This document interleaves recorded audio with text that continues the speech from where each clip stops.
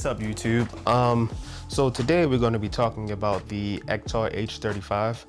I took it out to the sunflower field just to give it like a little test run. The great thing about this camera is it shoots half a frame. So if you're like me, you're trying to save money on a lot of film, because film is like very expensive these days.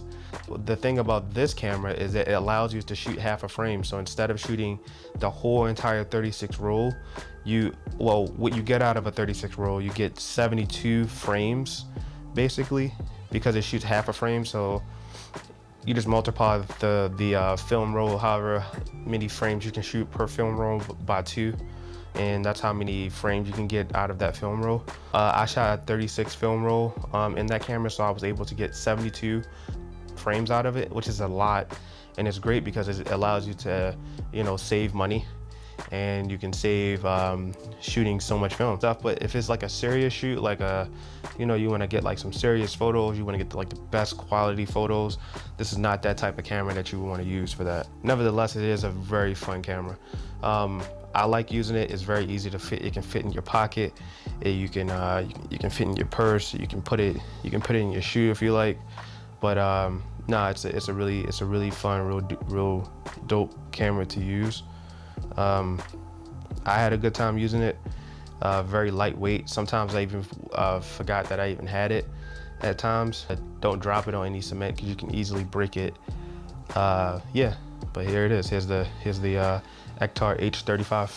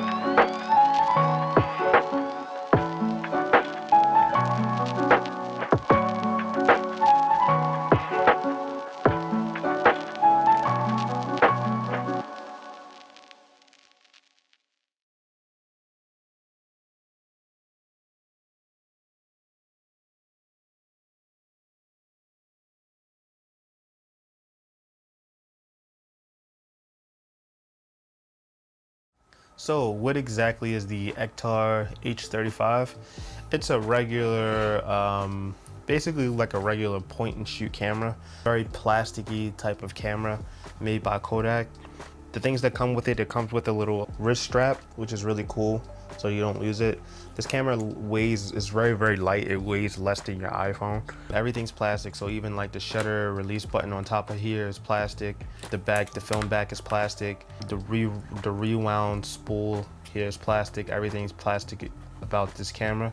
To open up the back of the film, the back of the camera, you just press down on this little button here, and it pops open the film back. And here you have the inside of the camera. So if you look in the middle of the lens here, you can see that it's half a frame. so it's only going to expose half that frame. So that's how you get the 72 if you're shooting with 36 film frame. Also, if you the only buttons that come with this is you can decide if you want to put on the flash or if you want to take off the flash. When you put on the flash, the back of the film lights up with this little red here lights up to let you know, indicator to let you know that the flash is on. In order to use the flash, you have to have a AAA battery in the back of the camera. So you have to go out and buy a AAA battery to put in there to be able to use that flash. But if you don't, the camera will work without the flash. In like low light situations, which this camera really doesn't do too well in, you definitely want to use the flash that comes with the camera.